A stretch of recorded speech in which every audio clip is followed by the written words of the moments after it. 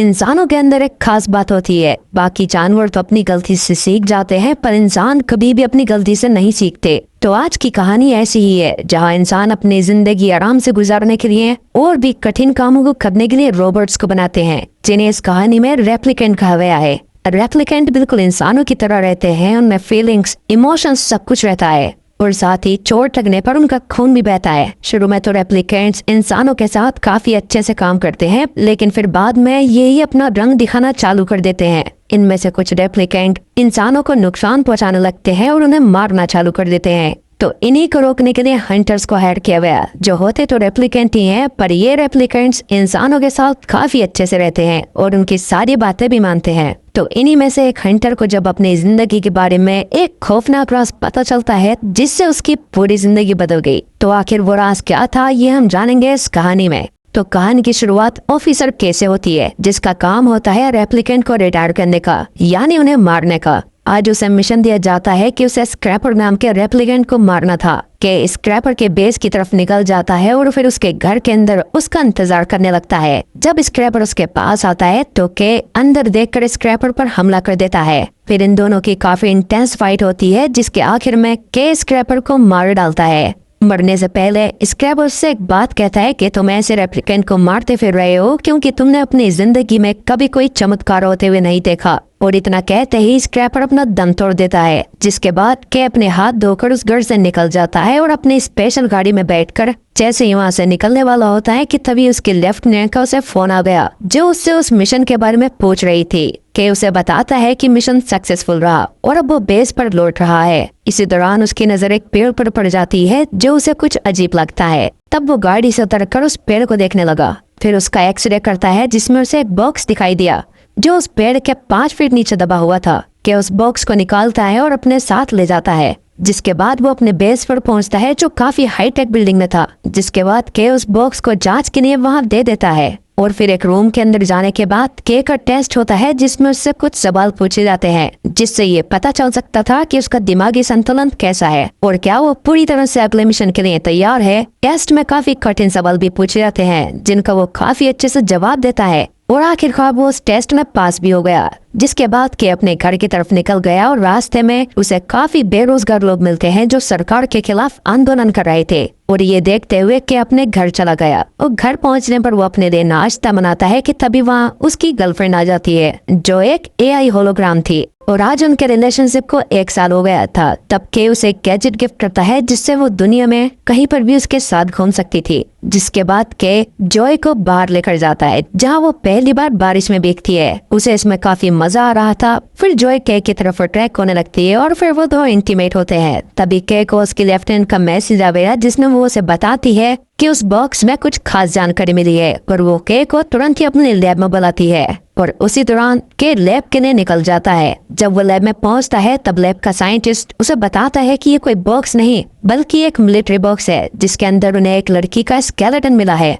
और जब उस लैब का साइंटिस्ट उस लड़की की हड्डियों पर माइक्रोस्कोप से जूम करता है, तब वहाँ उसे पता चलता है कि इस लड़की की मौत बच्चे की डिलीवरी करते टाइम हुई थी। और फिर जब के उन हड्डियों पर माइक्रोस्कोप से जूम करके देख रहा होता है, तभी उसे कुछ ऐसा मिलता है जिससे सभी लोग शौक रह गए। दरअसल के को हड्डियों के ऊपर एक सीरियल नंबर मिला, जो हर रेप्लिकेंट के हड्डियों पर लिखा जाता है, जिससे उनके मॉडल की पहचान की जा सके। लेफ्टिनेंट के से बात करते हुए कहती है कि ये कैसे पॉसिबल है कि एक रेप्लिकेंट एक बच्चे को जन्म दे सके। अगर ये बात बाहर पता चल गई तो काफी तबाही हो सकती है, क्योंकि इंसान और रेप्लिकेंट में केवल यही एक अंतर है कि वो बच्चे पैदा नहीं कर सकते और इस चीज से काफी कुछ हो सकता है। इसलिए लेफ्टिनेंट के को ऑर्डर देती है कि तुम्हें इस केस से जुड़े सारे सबूत मिटा देने होंगे और साथ ही उस बच्चे को ढूंढ कर खत्म कर दो और इस केस से जुड़े सारे सबूत मिटा देना। के लैब से बाहर निकलता है और ये जानकर कि रेप्लिकेंट भी बच्चों को जन्म दे सकते हैं। इससे के को स्क्रैपर की बात याद आ गई, जिसने उससे कहा था कि तुमने अभी तक कोई चमत्कार होते हुए नहीं देखा। के को लगता है कि शायद वो इसी चमत्कार के बारे में बताना चाहता था। फिर के इस मिशन के लिए पूरी शिद्दत से लग जाता है और वहाँ से सीधा अर्थ हेडक्वार्टर नाम की एक जगह पर पहुंचा, क्योंकि अर्थ हेडक्वार्टर में सारे रेप्लिकेंट के बारे में काफी जानकारी रखी थी और के को उम्मीद थी कि वहाँ उसे कुछ जानकारी जरूर मिलेगी। पर जब वो वहाँ पहुँचता है और रिसेप्शनिस्ट से उस सीरियल नंबर के बारे में पूछता है, तब वो आदमी उसे बताता है कि आज से ठीक 30 साल पहले लॉस एंजलिस में काफी बड़ा धमाका हुआ था, जिस वजह से लॉस एंजलिस में 10 दिन के लिए ब्लैकआउट लग गया था और पूरा शहर 10 दिन तक अंधेरे में ही रहा। और 11वें दिन जब इलेक्ट्रिसिटी आई तो रेप्लिकेंट का सारा डाटा किसी ने डिलीट कर दिया और आज तक ये पता नहीं चला कि आखिर वो किसने किया था। ये सुनकर के काफी निराश हो गया क्योंकि उसे उम्मीद थी कि उसे कुछ न कुछ जानकारी मिल जाएगी, लेकिन उसे कुछ नहीं मिला। तभी वहाँ पर एक लेडी आती है जिसका नाम लव होता है। लव से कहती है कि उसे मिस्टर वॉलेस ने भेजा है, जो वॉलेस कॉर्पोरेशन का मालिक है और वो रेप्लिकेंट्स को बनाती है। तब लव को एक सीक्रेट रूम में ले जाती है जहाँ रेप्लिकेंट के बारे में कुछ जानकारी रखी गई थी। लव को बताती है कि ब्लैकआउट के दौरान ये जगह किसी तरीके से बच गई थी। लव को सीरियल नंबर से जुड़ी एक ऑडियो फाइल देती है जिसको प्ले करने पर उन्हें डेकर नाम के आदमी के बारे में पता चला जो किसी रेप्लिकेंट का इंटरव्यू ले रहा था। ऑडियो की क्वालिटी खराब होने की वजह से को कुछ और जानकारी नहीं मिल पाती और वहाँ से निकलकर एक आदमी के पास जाता है जिसने डेकर के साथ काफी साल तक काम किया था और वो भी एक रेप्लिकेंट ही था। उस आदमी से डेकर के बारे में पूछता है पर वो आदमी की बातों पर बिल्कुल भी ध्यान नहीं देता और उसे सिर्फ यही बताता है कि डेकर 30 साल पहले ही रिटायर हो गया और तब से उसकी कभी भी डेकर से बात नहीं हुई। उसकी बात से काफी निराश हो गया था। दूसरी तरफ लव वॉलेस के पास जाती है। वॉलेस वहाँ एक लड़की पर एक्सपेरिमेंट कर रहा था क्योंकि वो एक ऐसी रेप्लिकेंट बनाना चाहता था जिसमें बच्चे पैदा करने की क्षमता हो, जिससे वो लाखों की तादाद में रेप्लिकेंट बना सके। क्योंकि उसे पता था कि ये काम अगर पॉसिबल हो गया तो उससे इसकी कंपनी को काफी ज्यादा फायदा होगा। वॉलेस उस लड़की के प्राइवेट पार्ट पर एक कट लगाता है पर वो लड़की एक्सपेरिमेंट के दौरान ही मारी गई। वॉलेस लव से बात करता है और उसे भी उस बच्चे के बारे में पता था और वो लव को उस बच्चे को ढूंढकर उसके पास लाने के लिए कहता है। जिसके बाद एक रेस्टोरेंट में जाता है जहाँ कुछ लोग उस पर नजर रखे हुए थे। तभी के पास कुछ लड़कियां आती हैं जो उससे फ्लर्ट करने लगती हैं। उन्हीं में से एक लड़की जिसका नाम मैरिट था वो से काफी ज्यादा चिपकने लगती है पर उस पर बिल्कुल भी ध्यान नहीं देता और जाने से पहले वो को बताती है कि उसका घर यहीं पर है और अगर कभी उसे इसकी जरूरत पड़े तो वो आ सकती है। जिसके बाद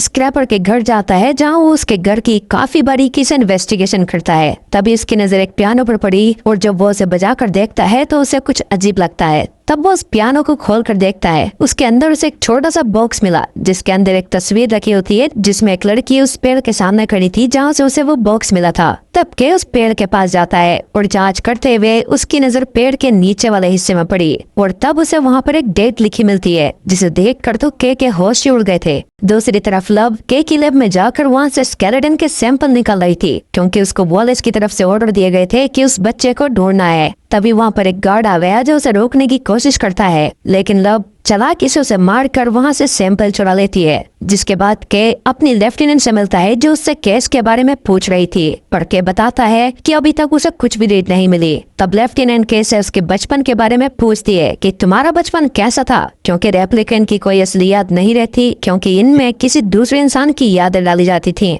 लेफ्टिनेंट को बताता है कि उसके बचपन में उसे एक अनाथालय के बारे में याद आता है जहाँ पर उसका बचपन गुजरा था। उसके पास एक घोड़े वाला खिलौना था जिसे छीनने के लिए काफी सारे बच्चे उसका पीछा करते हैं। तब उस खिलौने को एक जगह छुपा देता है और खिलौना ना मिलने पर वो बच्चे उसको काफी बुरी तरह से मारते हैं। लेफ्टिनेंट को बताता है कि उसे बस इतना ही याद है। जिसके बाद अपने हेडक्वार्टर के रिकॉर्ड रूम में गया जहाँ वो उस डेट के दिन के सभी बच्चों के बारे में जानकारी निकालने लगता है। उसी वक्त जॉय भी उसके पास आती है और उससे कहने लगती है कि कहीं वो बच्चा तुम ही तो नहीं क्योंकि तुम कोई आम रेप्लिकेंट नहीं हो, तुम्हारे अंदर जरूर कुछ खास है। जिस पर उससे कहता है कि ऐसा नहीं है पर को पता चलता है कि उस दिन 2 बच्चे पैदा हुए थे, एक लड़का और एक लड़की। लड़की की किसी बीमारी के चलते मौत हो गई थी और लड़का एक अनाथालय में रहता था। तब उस अनाथालय की तरफ निकल जाता है।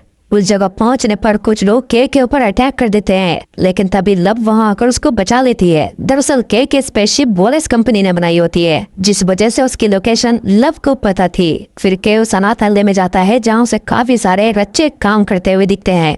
वहाँ के मालिक से बात करता है और उससे उस लड़के के बारे में पूछने लगता है पर अनाथालय के मालिक उसे सीधी तरह से कुछ भी नहीं बताता। जिस पर उसे मारकर उससे सब कुछ उगलवा लेता है। वहाँ का मालिक उसे एक कमरे में ले गया जहाँ उसने बच्चों के रिकॉर्ड एक कॉपी पर लिखे हुए थे पर जब उस कॉपी को खोलकर देखता है तो उसमें कुछ पेज फटे हुए थे जहाँ उस बच्चे के बारे में जानकारी लिखी थी। आखिर किसने ये पेज हटाए होंगे ये बात तो हमें कहानी में आगे पता चलेगी। फिर उस अनाथालय में घूमने लगता है और ये अनाथालय उसे जाना पहचाना सा लग रहा था जैसा उसने अपने बचपन में देखा था। फिर एक जगह पहुंचता है जहाँ उसे याद था कि उसने वहाँ कुछ रखा था। इसके बाद जब वो वहाँ होता है तो उसे अपना खिलौना मिल जाता है, और जब वो उस खिलौने को काफी ध्यान से देख रहा था तो उस पर उसे वही डेट लिखी मिलती है जो उसने पहले उस पेड़ के नीचे देखी थी, जिसे देखकर वो काफी शौक हो गया और अब उसे यकीन होने लगता है कि वो बच्चा जिसे वो इतनी मेहनत से ढूंढ रहा है वो कोई और नहीं बल्कि खुद है। जिसके बाद के अपने घर जाता है जहाँ वो इस बारे में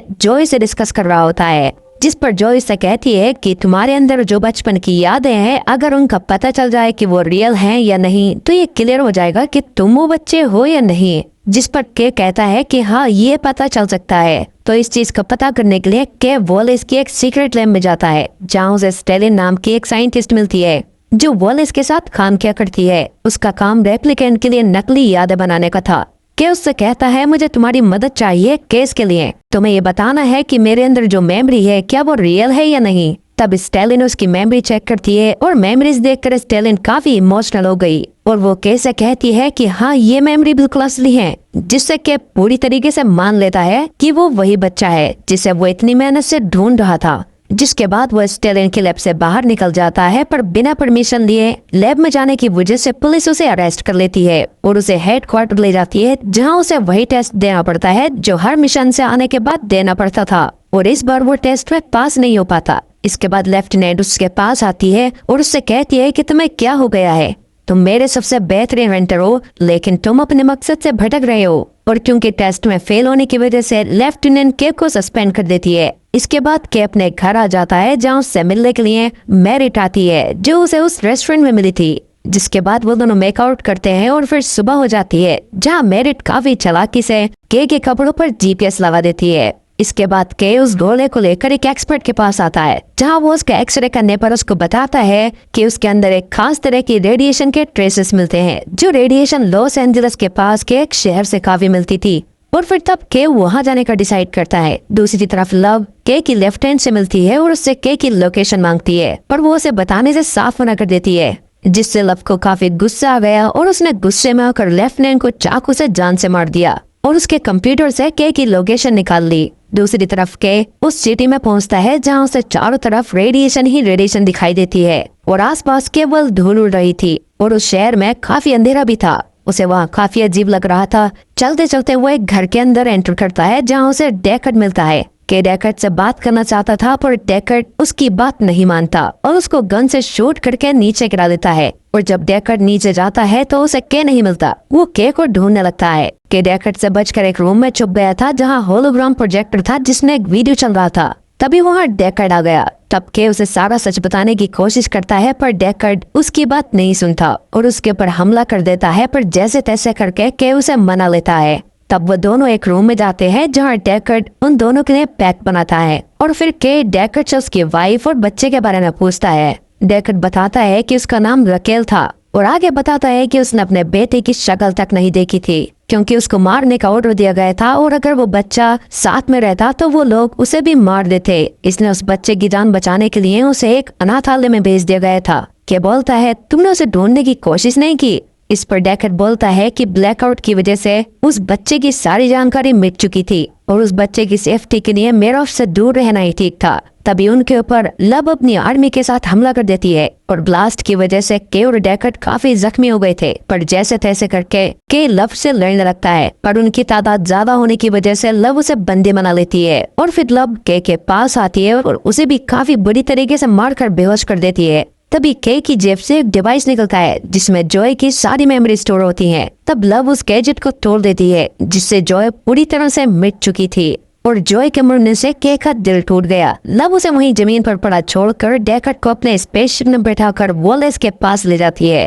थोड़े टाइम के बाद मैरिड उसके पास आई जिसने उसके कपड़े में जीपीएस लगा रखा था जिससे उसकी लोकेशन का पता चल गया था। मैरिड के को वहां से उठाकर एक अंडरग्राउंड कमरे में ले जाती है जहां वो उसकी मरहम पट्टी करती है और तभी वहां पर एक लेडी आती है जिसका नाम फ्रेसिया होता है जो के को बताती है कि उसके ग्रुप का नाम रिवोल्यूशनरी है और वो उसकी लीडर है। साथ ही वो उसे बताती है कि उसके ही ग्रुप ने ब्लैकआउट किया था और उसकी सारी जानकारी भी मिटाई थी जिससे रकेल की बेटी की जान बच पाई। तब के उससे कहता है कि वो तो एक लड़का था। इस पर फ्रेसिया कहती है कि नहीं, उस लड़की की जान बचाने के लिए उन्हें ऐसा नाटक करना पड़ा था। ताकि कोई भी उस लड़की का पीछा न करे। इस बात को सुनकर के पूरी तरीके से दंग रह गया। अभी तक उसे यही लग रहा था कि वो रकेल का बेटा है, पर अब उसे पता चलता है कि रकेल की तो बेटी है, जिसकी वजह से उसका दिल टूट गया। इसके बाद फ्रेसिया केस से कहती है कि अगर वो उनका साथ देगा तो वो पूरी दुनिया को बदल देगी और जो लोग रेप्लिकेंट्स पर जुल्म करते हैं वो उन्हें भी सजा देगी। तब वो उससे कहती है कि इससे पहले डेकर्ड